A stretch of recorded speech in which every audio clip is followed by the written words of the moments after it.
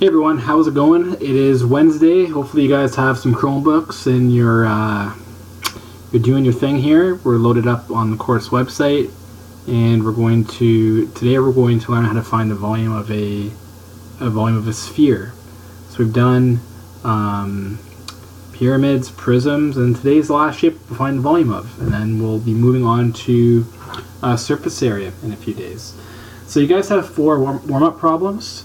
It'd be great if you just actually pause the video and just went at those on your own, work with the people around you, check answers and stuff. And then if you want to, you can play the video to check answers. And even you can just skip through this section, just kind of checking your answers. You don't have to watch the whole video of me doing solutions to these.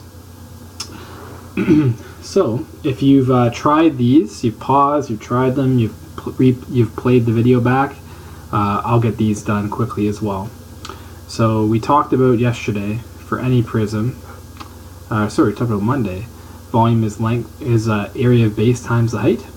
And so we have a very simple formula for a rectangular prism.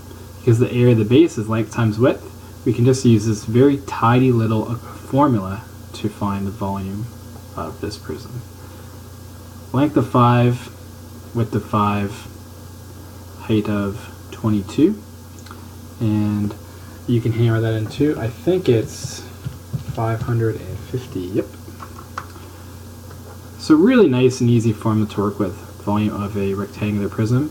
And we do units cubed because volume is a 3-dimensional concept. Space of an object, a 3D object fills up. Here's a cylinder. You guys worked on cylinders this week, but a cylinder is just a prism. So its volume can be found by finding the area of the base times the height. However, because the base is a circle, well, we can just use pi r squared, because that's the area of a circle. And that's where that formula comes from on your formula sheet. Now, some of you may prefer to work with, who aren't as comfortable with exponents, may prefer to use, instead of r squared, write it as a string of multiplications, pi times r again. That's what r squared means, r times the height. And so we get, and this is really easy to use too, because it's just a string of multiplications. Your calculators, frankly, love doing multiplications. There's no way for them to mess up with the order of operations. So 3.14 times 9 times 9 times 22. You guys should do it too. And I got about 5,595.48. And that would be centimeters cubed. But yeah, not a bad formula to use. All multiplications. For a triangular prism, again, there's a couple ways you could look at it. You could think of it as area of base times the height. And you have all the information you need to find that base area. You can do it separately. Or some of you might prefer to use the formula on your formula sheet. B times L times H over 2. And if you're wondering where that comes from, well, the base of the triangle, then the area of that triangle base is just the B, which is the base of that triangle base, 35 meters. L, it refers to the height of that triangle base, which would be 10, and the height of the prism is 50. And it's an easy formula to use too, and some of you guys might like using that formula for a triangular prism, because it's just like rectangular prisms, it's all multiplication, except in the end, you just divide by 2. And, no big deal, right? And so that would be, I got 8,750 for this one. And checking your cone volume. So I told you guys how to do cones. A cone is just the pyramid version of a cylinder. So its volume is here at the base, which is a circle, times the height of that cone. But we talked about, since it's kind of like a pyramid, we divide that by 3. And because a cone has a circular base, Your formula sheet has this formula. The area of the base is pi r squared times by the height of the prism, divide by 3. And some of you, again, might prefer to think of it as pi times r times h, and then just tack on a divided by 3 on the end. I mean, the calculations aren't difficult. If you can recognize the shape, if you can recognize the measurements, we can all do volume. It's very, very accessible to us. So, I believe that's exactly 314 actually. 314 centimeters cubed. So, we have reviewed kind of the different kind of shapes we found volumes for. Prisms, including a cylinder, and pyramids, including a cone. The very final thing we're talking about today is the volume of a sphere. So, a sphere, everyone's seen sphere. A sphere is just basically like a ball. Like a tennis ball, like a bowling ball. And the Earth is pretty much a sphere. So, and the sphere basically has one defining characteristic.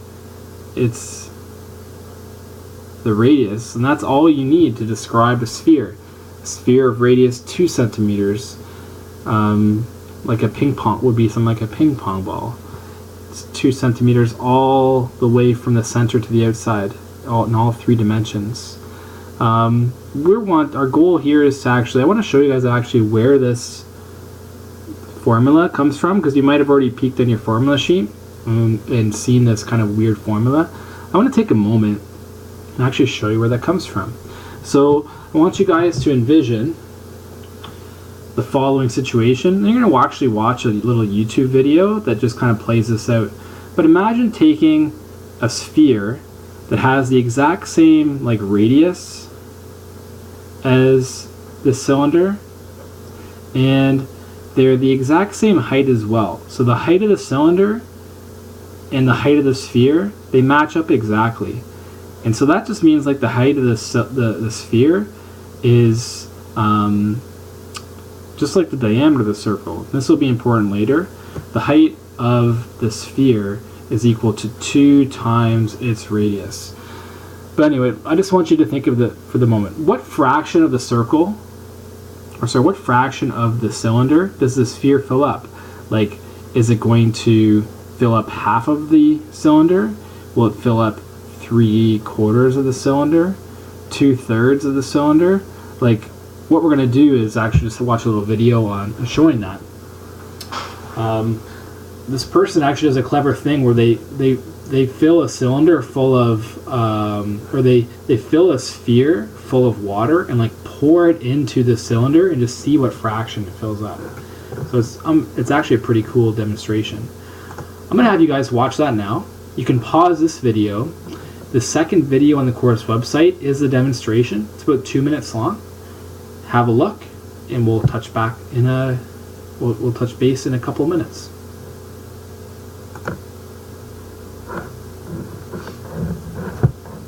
All right. So, hopefully you have seen, have checked out that video, and what you would have seen is that the volume of the sphere, when they poured the water, they filled the sphere up with water, poured in the cylinder, we saw that the sphere filled up 2/3 of the cylinder. And that's basically our starting point. And just want to you do not have to reproduce this. I just want to show you where the formula comes from. So the sphere fits, 2/3 of it fits inside the cylinder, but we actually know the formula for volume of a cylinder, right guys? It's area of the base, or pi r squared, times the height of the cylinder. But if the sphere perfectly fits in the cylinder, its height is twice the radius. And let's just think about that, guys. Here we have 2 times 2. 2 times 2 is 4. We still have over 3. We've got a pi there. And instead of r squared, we actually have a third r here. So this means that to get the volume of a sphere, we don't just square the radius, we cube it. We take it to the exponent 3.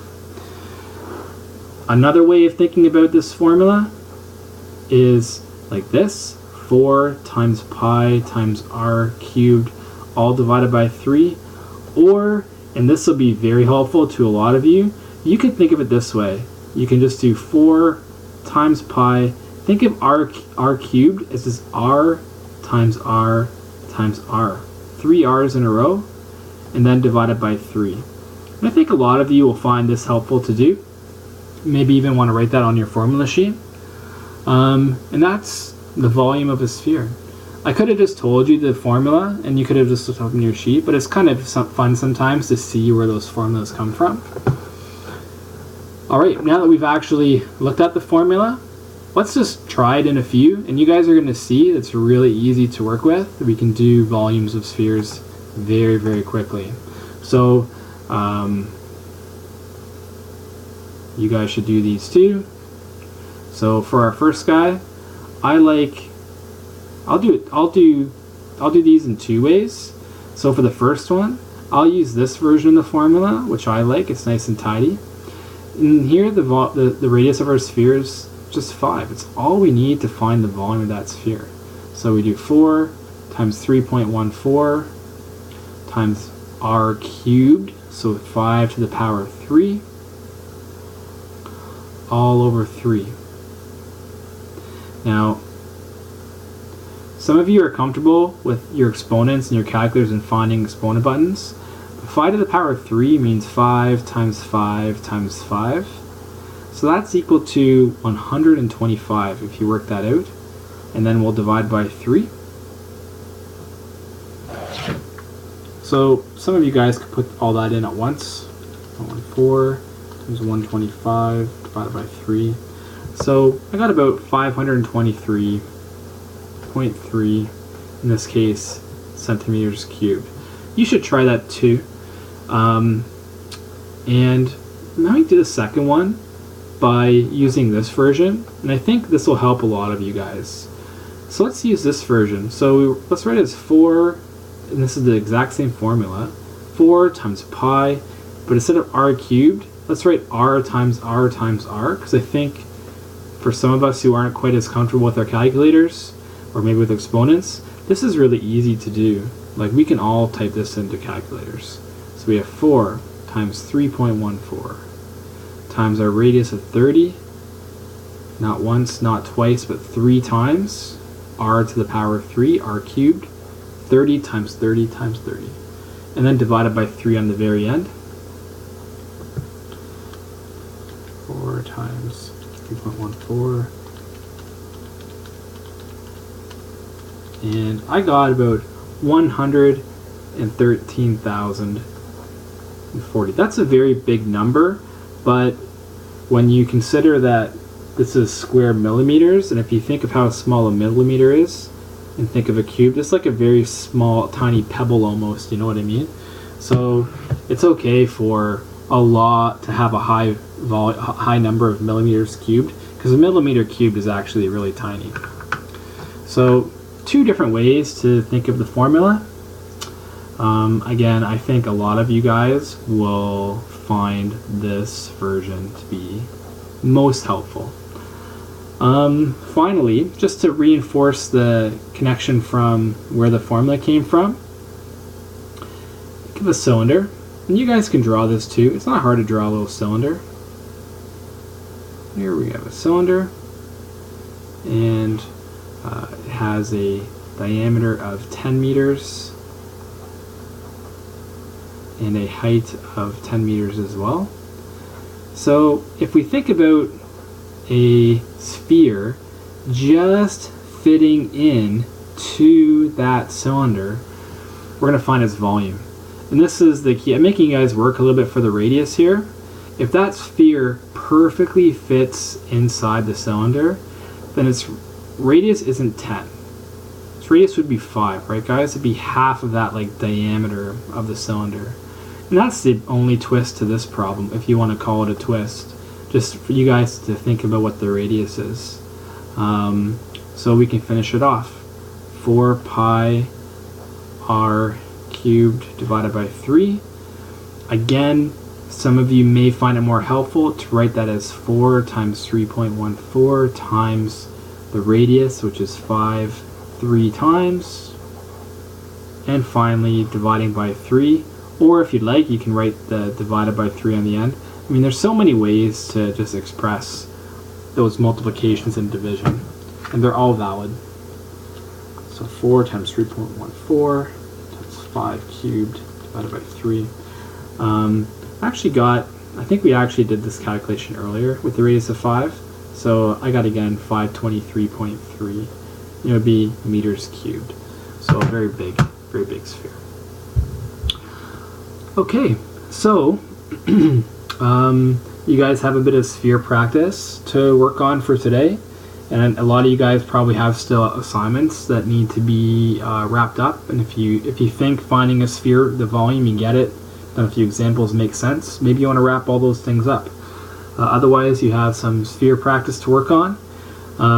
Tomorrow, Thursday, we will not do anything brand new because I want to see how your week went and just make sure that things went well, and if a couple things didn't, we can talk about them and just get back on the same page. But please, work hard, try your best. It's all I can ask, and I'll see you guys tomorrow.